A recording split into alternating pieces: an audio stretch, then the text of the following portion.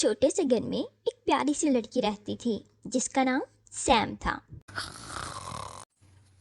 Same بیٹا جلدی اٹھ جاؤ، یہ لو بیٹا جلدی سے کھانا کھا لو۔ تمہیں پتا ہے نا اس کے بعد تم نے آج اپنی دادی کے گھر بھی جانا ہے کیونکہ ان کی طبیعت خراب ہے۔ کچھ دیر میں ہی سیم اپنی دادی کے گھر جانے کے لیے تیار ہو گئی اور جلدی سے اس نے اپنا لٹل ریڈ ہوڈ پہن لیا۔ یہ لو بیٹا یہ کچھ چیزیں آپ اپنی دادی جان کے لیے لے جاؤ۔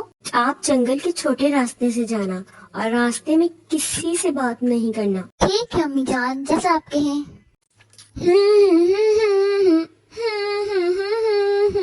ابھی سے ہم جنگل کے راستے سے جا ہی رہی تھی کہ اچانک سے ایک بھیڑیا اس کے سامنے آ گیا، جسے دیکھ کر سیم بہت گھبرا گئی اور ڈر کے مارے سیم کے ہاتھ سے باسکٹ نیچے گر گئی۔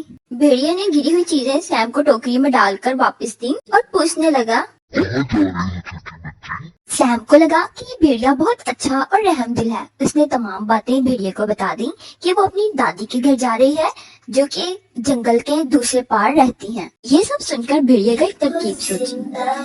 اس نے سیم سے کہا، تمہیں اپنی دادی کے لیے پھول بھی لے جانے چاہیے، انہیں اچھا لگے گا۔ اتنا کہہ کر بھیڑیا وہاں سے چلا گیا اور سیم پھول توڑنے میں مصروف ہو گئی۔ یہ اپنی ترکیب پر عمل کرتا ہوا سیم کی دادی کے گھر جا پہنچا اور دروازہ کھٹکھٹانے لگا۔ کون ہے دروازے پر؟ میں ہوں دادی جان، آپ کی لٹل ریڈ ہوڈ۔ اجازت ملتے ہی بھیڑیا اندر داخل ہوا۔ دادی بھیڑیے کو دیکھ کر بہت حیران ہو گئی اور بھیڑیے نے اچانک سے دادی پر حملہ کر کے دادی کو زندہ ہی نگل گیا۔ کچھ دیر میں ہی سیم بھی وہاں پر پہنچ گئی۔ دروازہ پہلے سے ہی کھلا ہوا تھا، جسے دیکھ کر سیم تھوڑا گھبرائی مگر اندر چلی گئی۔ اندر کافی اندھیرا تھا اور جس کی وجہ سے سیم اپنی دادی کو ٹھیک سے دیکھ نہیں پائی۔ ان کی آواز بھی سیم کو کچھ عجیب لگ رہی تھی، لیکن اس نے سوچا کہ شاید بیماری کی وجہ سے اس طرح ہے۔ ابھی سیم اپنی دادی سے باتیں کر ہی رہی تھی کہ اچانک سے بھیڑیے نے سیم پر حملہ کر دیا۔ ایک شکاری وہاں سے گزر رہا تھا۔ جب اس نے سیم کی چلانے کی آواز سنی تو وہ دوڑتا ہوا گھر کے قریب آیا۔ جب اس نے دیکھا کہ ایک بھیڑیا چھوٹی بچی پر حملہ کر رہا ہے اور بھیڑیے پر حملہ کیا، اس طرح سے اس شکاری نے سیم اور اس کی دادی دونوں کی جان بچا لی۔